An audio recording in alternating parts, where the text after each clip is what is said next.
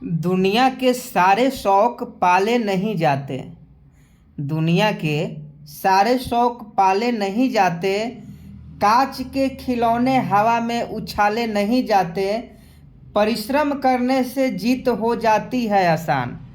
परिश्रम करने से जीत हो जाती है आसान, क्योंकि हर काम तकदीर के भरोसे टाले नहीं जाते। जी हाँ दोस्तों, welcome to my YouTube channel. देखिए, हर काम को आप भविष्य के भरोसे नहीं टाल सकते हैं, इसीलिए आप सभी को मेहनत करने की आवश्यकता है।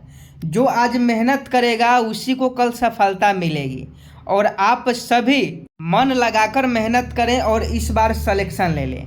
अगर आप बिहार पुलिस की तैयारी करते हैं या 16 तारीख को जो बिहार मद्य निषेध सिपाही भर्ती का परीक्षा होने वाला है, अगर उसका आपका एग्ज़ाम है तो आप सभी के लिए यह वीडियो बहुत ही महत्वपूर्ण है, क्योंकि आज के इस वीडियो में हम लोग बिहार जीके के महत्वपूर्ण क्वेश्चन देखने वाले हैं, जो आपके एग्ज़ाम के दृष्टि से कतई जहर है।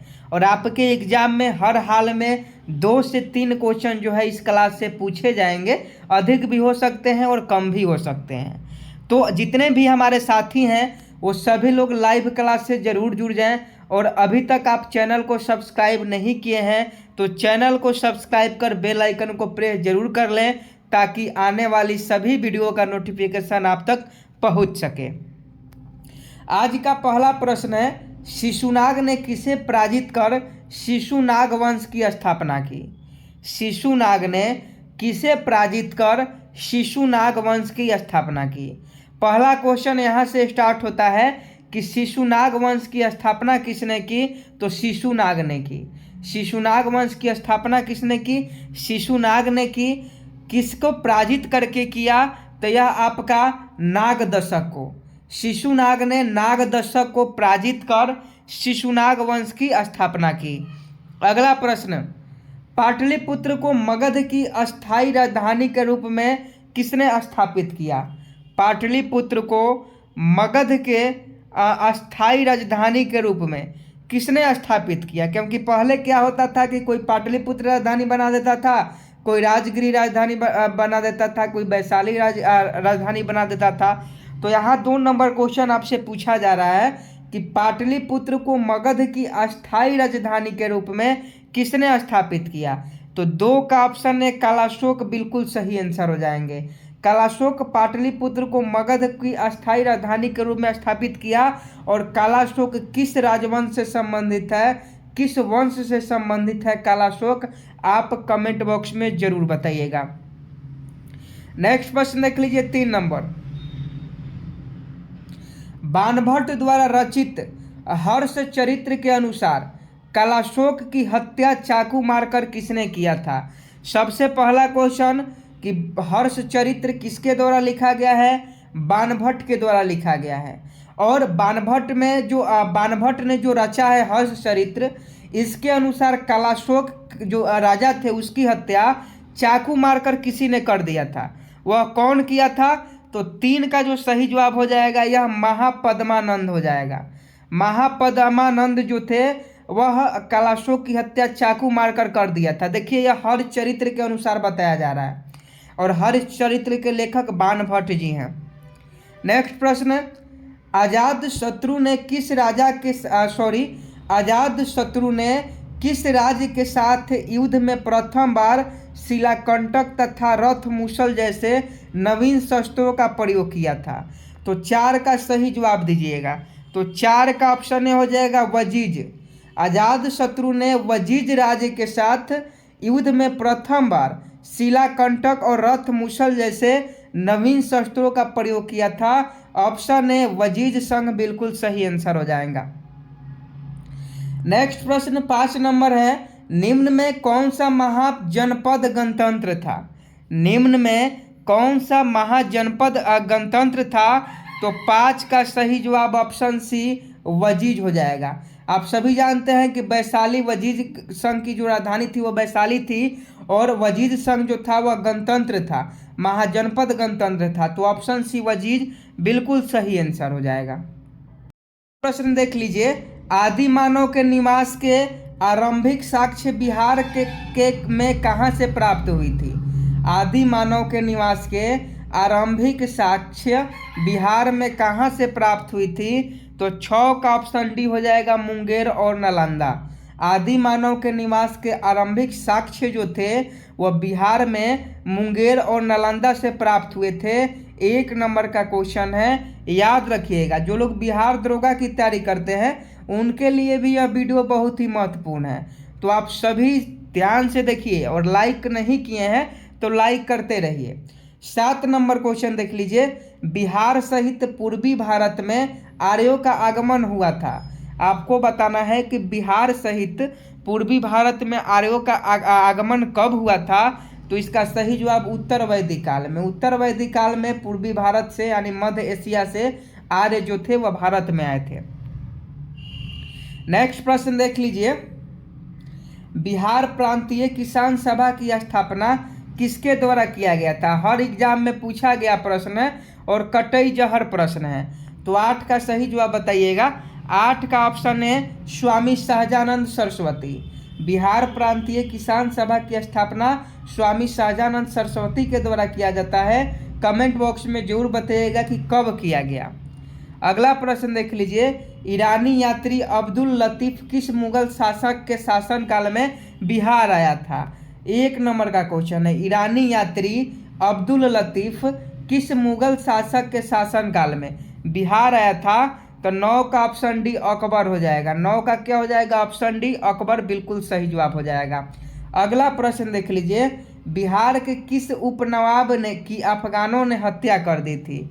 बिहार के किस उपनवाब की अफगानों ने हत्या कर दी थी? तो इसका सही जवाब जैनुद्दीन हैबत जंग हो जाएंगे। जैनुद्दीन हैबत जंग बिहार के उपनवाब थे जिनकी हत्या अफगानों के द्वारा कर दी गई थी। नेक्स्ट प्रश्न देख लीजिए, बिहार में सोरे के व्यापार का एकाधिकार अंग्रेज को किसने प्रदान किया? तो देखिए, बिहार में सोरे का व्यापार का जो एकाधिकार है वह अंग्रेज को मीर जाफर ने प्रदान किया। तो मीर जाफर इस प्रश्न का बिल्कुल सही जवाब हो जाएंगे। नेक्स्ट प्रश्न देख लीजिए, बक्सर के युद्ध में अंग्रेजी सेना का नेतृत्व किसने किया था? तो बक्सर के युद्ध में 12 का सही जवाब ऑप्शन जी हेक्टर मुनरो हो जाएगा। ये भी क्वेश्चन बहुत बार बिहार पुलिस हो या बिहार दरोगा है, यहाँ तक कि बीपीएससी में भी ये क्वेश्चन पूछा गया है कि बक्सर के युद्ध में अंग्रेजी सेना का नेतृत्व किसने किया था? हेक्टर मुनरो ने किया था। Option C will be right answer. Next प्रश्न है, 1857 के विद्रोह में कहाँ के पुलिस जमदार हसन अली खां को फांसी की सजा दी गई थी? तो इसका सही जवाब सी हो जाएगा, तिरहुत। 1857 के विद्रोह में तिरहुत के जो पुलिस जमदार थे जिनका नाम हसन अली खान था उसको फांसी की सजा सुनाई गई थी। अगला देख लीजिए, निम्न में कौन सा व्यक्ति बिहार में होम रूल लिंग से संबंधित नहीं थे? निम्न में कौन से व्यक्ति बिहार में होम रूल लीग से संबंधित नहीं थे? तो 14 का ऑप्शन अगर आप क्या बता रहे हैं, 14 का ऑप्शन है इसमें कोई नहीं है ना। मजहरुल हक भी शामिल नहीं थे, हुसैन खां भी शामिल नहीं थे, राजेंद्र प्रसाद भी शामिल नहीं थे। और सॉरी, यहाँ जो इसका सही आंसर हो जाएगा, इसमें Rajendra Prasad home rule league का कह रहा है, तो राजेंद्र प्रसाद तो नहीं थे, लेकिन इसका सही जवाब ऑप्शन ही हो जाएगा। उपयुक्त में से या तो कोई नहीं या उपयुक्त में से एक से अधिक, ये आपका 14 का ऑप्शन ही सही आंसर हो जाएगा। अगला प्रश्न देख लीजिए, अखिल भारतीय कांग्रेस का 27वां अधिवेशन बिहार में कहाँ आयोजित हुआ था?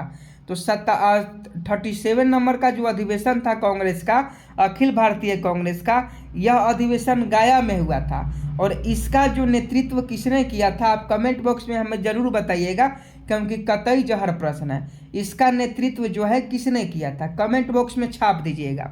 देखिए, कमेंट बॉक्स में बताने के लिए इसलिए कहते हैं कि अगर आप उस चीज़ को नहीं जानते हैं, सर्च करके आप कहीं से भी उस चीज़ को जानिएगा और कमेंट बॉक्स में लिखिएगा तो आपको वह याद हो जाएगा। इसीलिए हम कहते हैं कि आपसे जो पूछा जाए उसे कमेंट बॉक्स में ज़रूर बताइएगा। अगला देख लीजिए, बिहार में राजनीतिक पीड़ित दिवस कब मनाया गया है? बिहार में राजनीतिक पीड़ित दिवस कब मनाया गया है?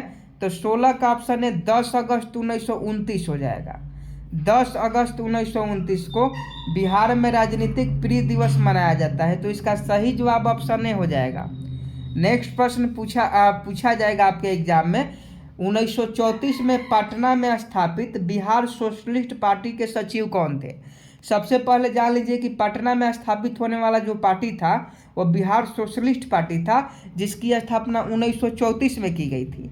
और इसके जो सचिव थे वह जयप्रकाश नारायण को बनाया गया था। जयप्रकाश नारायण, बिल्कुल सही जवाब।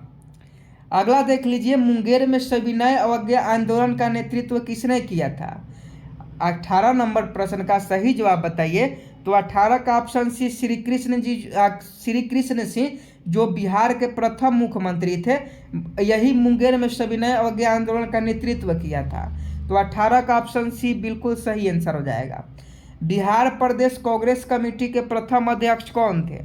बिहार प्रदेश कांग्रेस कमेटी के प्रथम अध्यक्ष कौन थे? तो 19 का ऑप्शन डी हसन इमाम हो जाएंगे।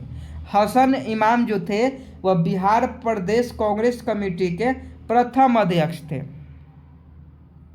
अगला देख लीजिए, बिहार में स्वराज दल का गठन किसकी अध्यक्षता में हुआ था? बिहार में स्वराज दल का गठन किसकी अध्यक्षता में हुआ था? तो नारायण प्रसाद इसका सही जवाब हो जाएंगे। नारायण प्रसाद के नेतृत्व में स्वराज दल का गठन किया गया था बिहार में। अगला प्रश्न देख लीजिए, पटना में स्थापित अनुशीलन समिति की शाखा के संचालन का दायित्व किसको सौंपा गया था? देखिए, पटना में स्थापित किया गया था अनुशीलन समिति।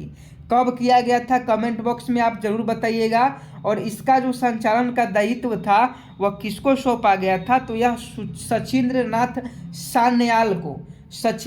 सान्याल को यह जो है वह दायित्व सौंपा गया था। आगे देख लीजिए, वहाबी आंदोलन का मुख्य केंद्र था। 1 नंबर का क्वेश्चन है, याद रखिएगा, वहाबी आंदोलन का मुख्य केंद्र था। 22 का ऑप्शन सी पटना, वहाबी आंदोलन का जो मुख्य केंद्र था वो पटना था। अगला देख लीजिए, बिहार हेराल्ड के संपादक निम्न में से कौन थे? 1 नंबर का क्वेश्चन है, बहुत इंपॉर्टेंट क्वेश्चन है। बिहार हेराल्ड के संपादक निम्न में से कौन थे? तो 23 का ऑप्शन बी गुरु प्रसाद सेन हो जाएंगे। गुरु प्रसाद सेन बिल्कुल सही जवाब हो जाएंगे। नेक्स्ट प्रश्न देख लीजिए, बिहार के क्रांतिकारी नेता खुदीराम बोस को फांसी दी गई थी। बिहार के क्रांतिकारी नेता थे खुदीराम बोस। खुदीराम बोस कहाँ के थे? बिहार के थे, एक क्रांतिकारी नेता थे और फांसी इन्हीं को सबसे पहले दी गई थी। इनसे पहले 1857 में मंगल पांडे को, बलिया जिले के थे, जो उनको फांसी दी गई थी। और यह 24 का ऑप्शन भी 11 अगस्त 1908 हो जाएगा। याद रखिएगा, खुदीराम बोस को फांसी कब दी गई थी? 11 अगस्त 1908 को। नेक्स्ट प्रश्न देख लीजिए, किसकी अध्यक्षता में वर्ष 1937 में छात्रों के राजनीति में रुचि लेने के लिए अखिल भारतीय छात्र दिवस मनाया गया? तो पहली बार अखिल भारतीय छात्र दिवस 1937 में मनाया गया। और यह किसकी अध्यक्षता में मनाया गया? तो राम वृक्ष बेनीपुरी। राम वृक्ष बेनीपुरी जो है, यह एक कवि हैं, इनका बहुत सारा हिंदी में उपन्यास है, कहानी है। तो 25 का ऑप्शन ए हो जाएगा। नेक्स्ट प्रश्न देख लीजिए, 26 नंबर, 11 अगस्त 1942 को पटना में हुए सचिवालय गोलीकांड में निम्न में कौन से व्यक्ति शामिल नहीं थे? तो 11 अगस्त 1942 को पटना में सचिवालय में गोलीकांड हुआ था और उस समय कौन व्यक्ति शामिल नहीं थे? तो इसका सही जवाब या तो 1 से इसमें अधिक है या 1 से कम है।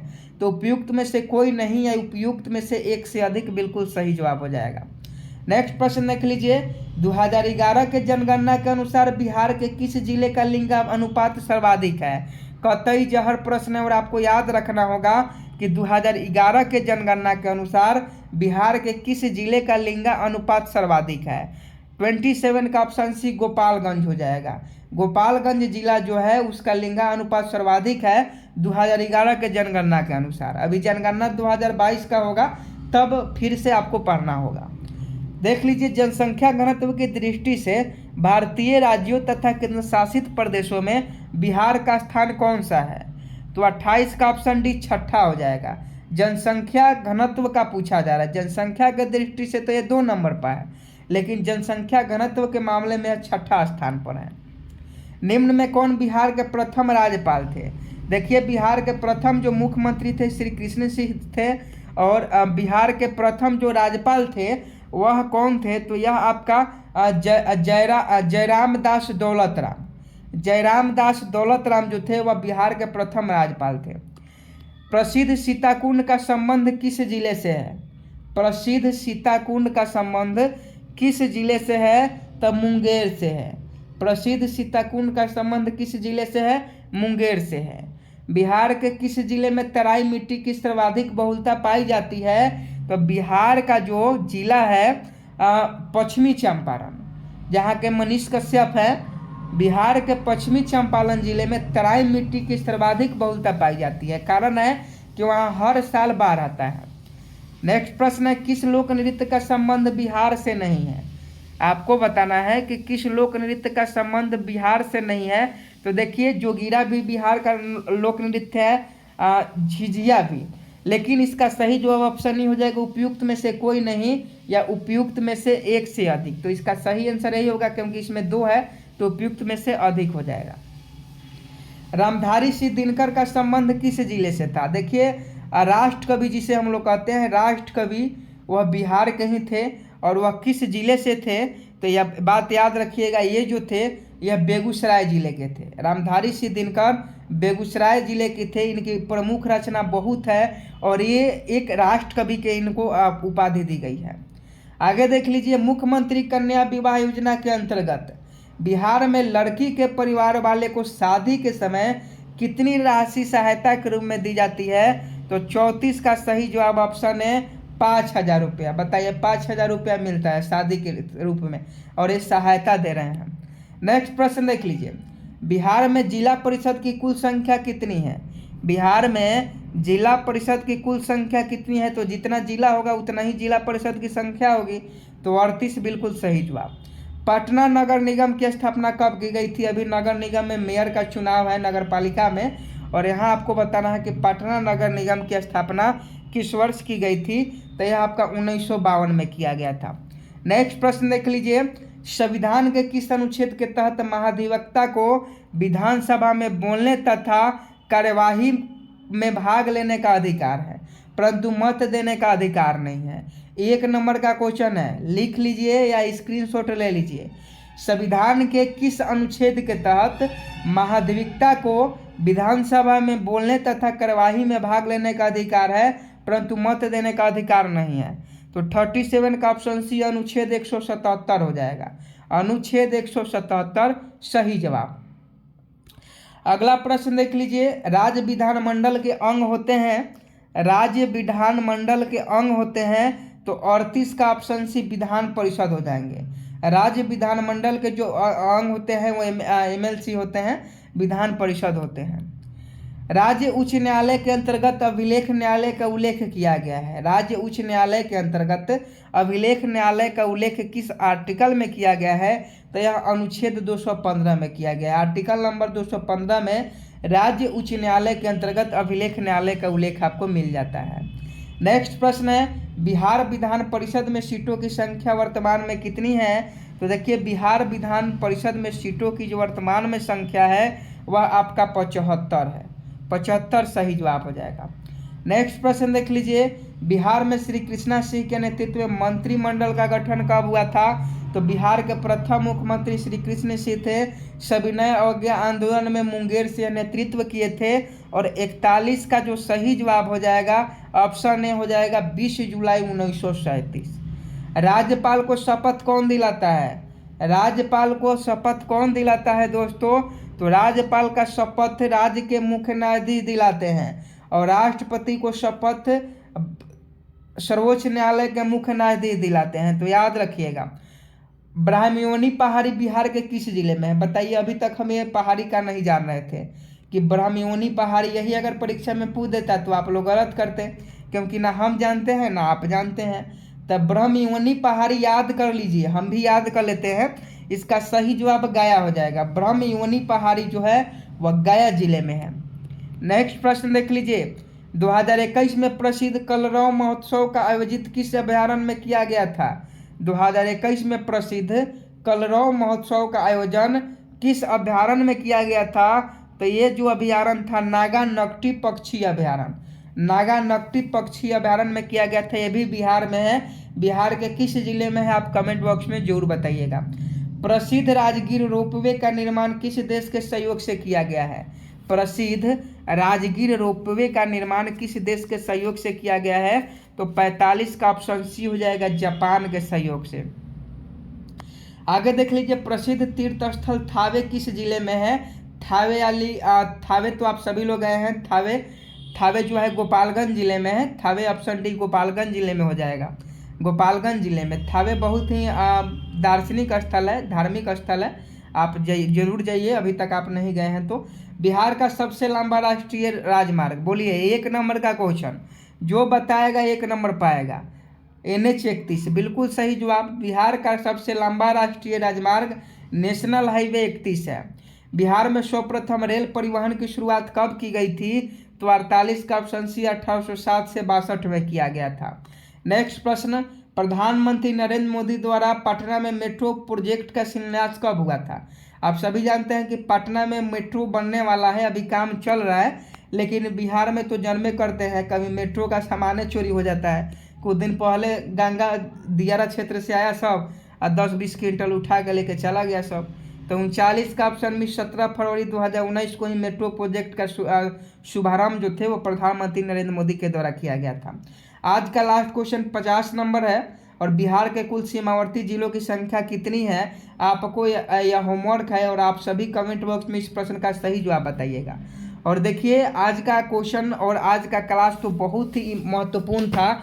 अगर आप लगातार 1-2 दिन क्लास देखते हैं, क्योंकि बिहार जीके से संबंधित लगातार अब हम सोच रहे हैं कि क्लास लाएं, क्योंकि आप सभी का एग्जाम 16 अक्टूबर से है और बिहार पुलिस का जो लोग भी तैयारी करते हैं उनके लिए भी बहुत फ़ायदा होने वाला है।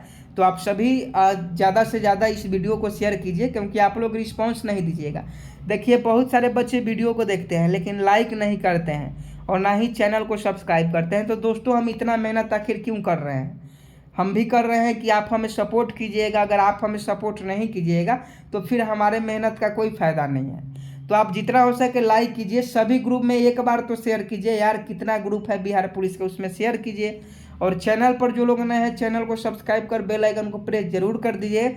और जय हिंद लिखिएगा सभी लोग कमेंट बॉक्स में। मिलते हैं नेक्स्ट वीडियो में, तब तक के लिए जय हिंद, जय भारत।